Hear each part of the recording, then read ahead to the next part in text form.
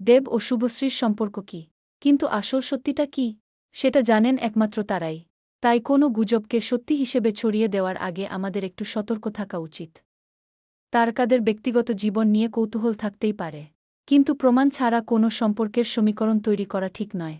তবে ভবিষ্যতে যদি দেব ও শুভশ্রীকে কোনো নতুন প্রজেক্টে একসঙ্গে দেখা যায়, তাহলে নিঃসন্দেহে সেই খবর দর্শকদের মধ্যে আবারও ব্যাপক উত্তেজনা তৈরি করবে। আর তখন হয়তো পুরনো সেই প্রশ্ন আবার সামনে আসবে। দেব ও শুভশ্রীর সম্পর্ক কি সত্যিই আরও গভীর হয়েছে, নাকি তারা শুধুই ভালো বন্ধু এবং সহকর্মী? এই প্রশ্নের উত্তর হয়তো সময় দেবে। ততদিন পর্যন্ত সোশ্যাল মিডিয়ার জল্পনাকে জল্পনা হিসেবেই দেখা ভালো।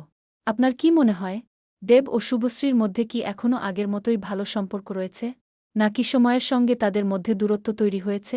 আপনার মতামত কমেন্টে অবশ্যই জানাবেন। ভিডিওটি ভালো লাগলে লাইক করুন, শেয়ার করুন এবং টলিউডের আরও নতুন খবর, গসিপ এবং আপডেট পেতে আমাদের পেজটি ফলো করতে ভুলবেন না। আবার দেখা হবে নতুন একটি টলিউড আপডেট নিয়ে। ধন্যবাদ।